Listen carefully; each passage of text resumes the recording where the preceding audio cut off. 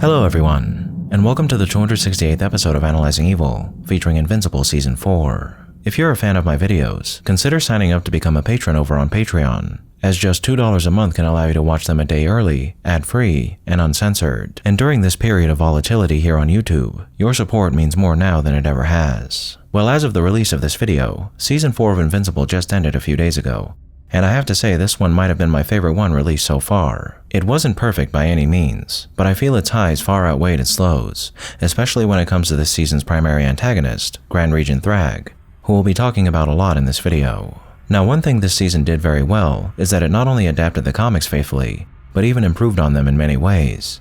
So with that being said, I don't really feel the need to compare and contrast what occurs in the comics with what occurs in the show in this episode as I've done previously, as what I'll be saying here can easily apply to both versions of this story. Now, aside from their powers, a superhero or supervillain is always distinguished by their outfits, and some of the best out there wear masks. And if you too would like to join in the mask-wielding fun, consider picking up one for yourself from our sponsor for this video, Manta Sleep.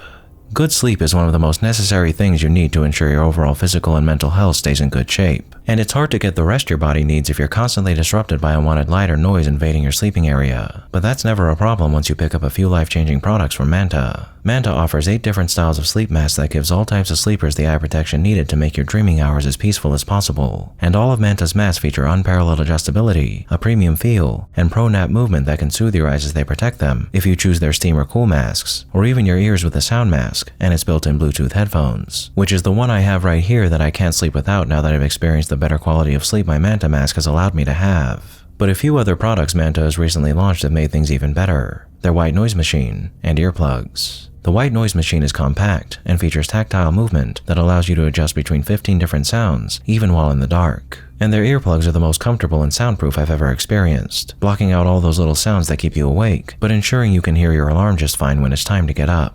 Manta's selection and quality are hard to beat, so I encourage you to browse through their website and pick through all the different features of the products they offer to find the one that best suits your needs, or the needs of someone dear to you that could use a little more rest as well. As no matter what your sleeping schedule is, I guarantee a mask from Manta Sleep will only make you feel infinitely better while you're sleeping and awake. Spring is in full swing, and so are all the wonderful rays of sunshine and sounds that come with it. So if you're like me and the slightest sound and tiniest pinprick of light disturbs your slumber, head over to mantasleep.com and use the code VIOLET at checkout to get 10% off your order and enhance your sleeping experience today. Thank you Manta Sleep for sponsoring this video. Now without further ado, let's begin. During the last season of Invincible, there was a whole host of threats to the world to discuss, but this time around, the focus is definitely on Grand Regent Thragg, who's proven to be as excellent of a villain as people were hoping he would be. That being said, there's still a fair few to discuss aside from Thragg, albeit briefly. We have a man cursed with some sort of Dr. Jekyll and Mr. Hyde-esque condition who can transform into a dinosaur, the appropriately named Dinosaurus, a creature that believes all the death caused by Invincible recently is only a good thing that can help alleviate the planet's overpopulation issues. Something that's certainly concerning, but not worth the likely millions or even billions of lives Dinosaurus feels needs to be sacrificed to accomplish that, with his insistence that any infrastructure being repaired only adds to the issue by facilitating further life, and thus needs to be destroyed, only making things worse. His brand of evil is reminiscent of that of Doc Seismic, a man who wanted to save nature from the plague that is humanity. And while striving to save the planet and everything that calls it home isn't exactly a bad thing, the way in which they try to do so definitely is, and they should be condemned for what they are: extreme solutions that shouldn't even be considered options for problems like these. The Sequids finally make their earthly debut, and while initially I thought it was debatable as to whether or not they're actually evil considering they seem to need a host to survive, when you consider they're trying to conquer Earth seemingly for the sake of it, and so they can get revenge on Mars, I'd say they're pretty evil. The same can't really be said for Universa though, as though she is trying to steal all of Earth's power, she does state that she's doing so in an attempt to save her people, which indicates that she wouldn't be trying to do so if their existence wasn't threatened. Also, she's clearly not trying to drain Earth's power so she can empower herself. She's trying to help people, so I'd more so call her actions morally gray than anything. Mr. Liu, on the other hand, is still as rotten as ever, even more so now that he's sent an assassin to kill Titan, and apparently his family as well. But aside from that, he's still the same old crime boss like the rest of them. And as we see in episode 3, Titan is unfortunately continuing to suffer the consequences of entertaining a life of crime, despite his best efforts to live that life as nobly as he can. Now episode 4, the one that features the demons, the Vial, and Volcanica was pretty interesting, as learning that Satan, hell, and demons weren't what we thought they were in this universe was surprising. The demons, who are locked in this eternal struggle with the vile, seem to be halfway evil in that they delight in suffering, but the only suffering they inflict is on creatures who would destroy the world as we know it if they were let free, so I think they get a pass here. Volcanica, on the other hand, ironically seems to be closer to our imagined versions of Satan in our world than the actual Satan in this world is, as she seems to be a being of pure malice who wants to destroy all life as we know it in order to rule over the earth with her magmanites and vile. She isn't a one-to-one interpretation of our Satan, but regardless, her desire to murder the world in order to rule it is, well, evil, plain and simple. And oh yeah, the Flaxens are back and are essentially trying to do the same thing as Volcanica, which is again, evil. But as I mentioned earlier, the real star of the show here, as far as evil is concerned, is Thragg. Thragg is the ultimate representation of the people he rules over, and the culture that was created by their founder, Emperor Argal. A culture that, as we saw in episode 2, is even more harrowing in its social Darwinism than we'd seen previously, with children being taught that strength and the right it grants those who wield it to rule all before them to be the most important aspects of life, those same children being forced to fight one another to the death in training exercises, and slaves being executed for daring even to stumble when performing their duties. What's really interesting about Thragg, though, is that he's more than just a Viltrumite. He is the ultimate Viltrumite, and a dread ideology made flesh. A being who was bred to be the ultimate warrior and trained from birth in every type of combat conceivable to become just that, the living embodiment of Argal's strength-based philosophy. For it was Argal who reordered Viltrumite society into the empire that we know it as today, showing them their strength and instilling within them the belief that their might gave them the right to rule all before them. This is social Darwinism perfected and at its most extreme. A philosophy that dictates the strong's natural-born right to overcome and rule the weak. And for the Viltrumites, they thoroughly believe that it's their strength that affords them the privilege to rule over all, but also that it's their strength that brings order to the chaos of the universe. This is all Thragg has ever known, that he is a Viltrumite. No, the perfect Viltrumite, and that as the pinnacle of his culture, he is responsible for upholding their doctrine. He's a man of convictions, unyielding, unflinching, ready to do whatever necessary to ensure that the vision of his veritable creator is realized, no matter the cost. And he never wavers from the notion that what Argal instilled within him is nothing short of absolute truth, something that's only made all the more evident by his possession of Argal's skull, his fervent need to protect it, the reliance he places on it as a symbol of his dedication to his cause, and enacting his revenge on the man who dared to slay the creator of all that he is, and all that his people are. His power and his convictions are a great part of what makes Thragg such an effective villain, as it's through his presence, his unwavering dedication to his cause, and the threat of his overwhelming might and the might of the empire that he rules, that causes even Viltrumites like Conquest to cower before him like a beaten dog, and for his enemies like Nolan and Mark Grayson to waver when faced with the persuasive power of this god of strength. But aside from these aspects of his character, it's without a doubt his sinister aura, imposing figure, and unflinching resolve that make Thragg such an excellent villain.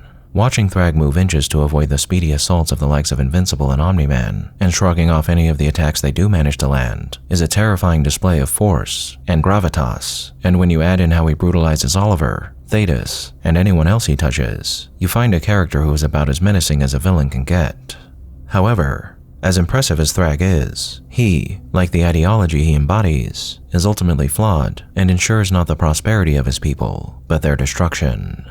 Thragg took the Viltrum throne following the demise of Argal, and at his funeral, he immediately showed just how much he believes in strength as the sole truth of the universe by initiating the Great Purge, ordering his people to stamp out the weakness within their fellow Viltrumites that led to the early demise of their leader. That weakness was mercy, the mercy of Thetis that saw him acknowledging that the Viltrumites' oppression of their subjects would only lead to more and more rebellious activity taking place that would threaten their hegemony over the galaxy and their people in general. For Thetis knew then that as much as Argal's will would lead to the deaths of billions, it would also continue to bring great harm to his own people. And so believing that the death of Argal might cause the Viltrumites to stray away from his dreaded philosophy, he chose to act. And it was this act of defiance that Thragg was looking to prevent in the future by initiating the Great Purge. Through the actions and words of Thragg, and the images we were given of Viltrumite society in episode 2, we're reminded of how terrible the Viltrum Empire truly is, and how it cannot be allowed to exist if life is to flourish. But through Thragg's initiation of the Great Purge, we're given an example of just how foolish this social Darwinist ideology of Argal's is. Thragg ordered his fellow Viltrumites to eliminate the weakness within his people through violence and death. And the instant he did so, they began to do just that, fighting and murdering one another in order to purge the weakness from their ranks. Now what this did is it ensured that only the strongest Viltrumites would remain after the dust settled. But this didn't in any way solve the issue that led to Argal's death, the presence of mercy within a Viltrumite. Because there were no concrete targets during this purge, who's to say that some of the people who survived weren't ones who held mercy in their hearts, as the strength to overcome your fellow man isn't something that's only found within the merciless. So it could very well be the case that some of the surviving Viltrumites not only were of a similar mind as Thetis, but could have also despised Thragg's purge and hardened their hearts against him. However, who knows if Thragg's regime would have suffered any sort of resistance or rebellion, as it would seem that the Scourge virus was unleashed only a few years after Argal's death, thus preventing any widespread acts of rebellion on the part of the remaining Viltrumites to occur as retaliation for the Great Purge or their empire's crimes. But the fact remains that Thragg's enactment of this purge was only a band-aid of fear that potentially only delayed a future rebellion or uprising, not prevented it. That being said, because the Scourge virus eliminated 99% of Viltrumites, the purge may have actually been the key to Argal's ideology sticking around longer than it should have.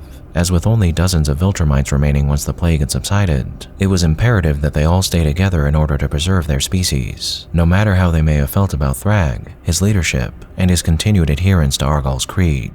As an aside here, it's interesting to note that Thetis, though he was dedicated to stopping the Viltrum Empire, which is a noble cause, took actions to stop them that were rather morally gray.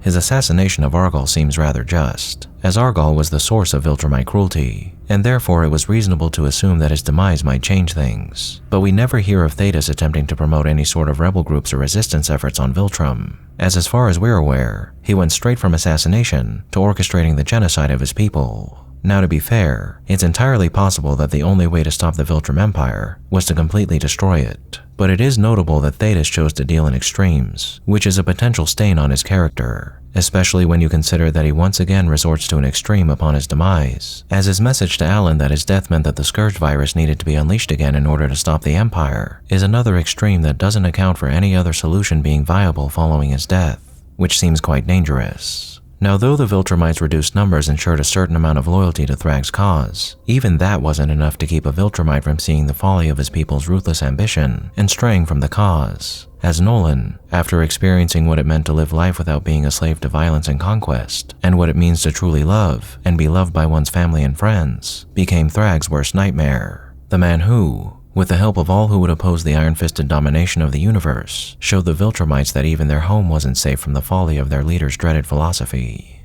As mighty of a blow as this was to the Viltrum Empire, it ended up being the catalyst for Thragg's realization that his incessant adherence to Argal's ideology was impossible with the amount of Viltrumites left, turning his eye towards Earth and the promise it held of replenishing the Viltrumites so they could one day continue championing the cause their forebear had set out for them. And this new plan of Thragg's could very well ensure Viltrumite supremacy in the coming years. Who knows? Some of you do, but for now, this is all we have to go off of as far as Thragg and the Viltrumite stories are concerned. But what I do know is that Thragg is certainly a villain that checks all the boxes necessary to be considered great. He's imposing, menacing, unrelenting, sadistic, merciless, and, most importantly, stylish as all hell, and a whole lot of fun to watch in action. And as it stands now, Thragg is nothing short of pure evil, much like the creed he embodies is. But like so many Viltrumites born following Argal's reign, Thragg too is a victim who was bred from birth to be what he is, without having any say in the matter. And because of this, it was nearly impossible for him to be anything more than the ruthless monster that he is. That's no excuse for the crimes he's committed and ordered his people to commit, but it does highlight something tragic about villainy, that being that unless you're dealing with certain characters designed to be evil without reason, no person gets up one day and decides to become a mass murderer. No, a person only arrives at their own evil after walking a path littered with the evil of others, and so it is with Thragg and the once unstoppable machine of death that he represents. And I have a feeling that he won't be straying from this path set out for him anytime soon. But perhaps I'll be proven wrong when we meet him again during the next season of... Thank you all for tuning in to this episode of Analyzing Evil, and I hope you've enjoyed. What are your thoughts on Invincible Season 4? Did I miss anything? Let me know down below, and leave a suggestion for a villain you'd like to see featured while you're at it. If you like this video, hit that thumbs up button, and make sure to subscribe if you haven't already. A big thank you to all of my subscribers, my patrons, anyone who's decided to honor me with a super thank, and especially our Dark Lord patrons, Elijah Kyvier, Mr. Awesome, Louis Dockstater, Just Keeping It Real, Lachlan, Atris Rain, Celsopa, Him Downstairs, Off Mega, Beep Boop, and Lorenzo Antonio. And a most vile thank you to those whose names you're seeing on screen now.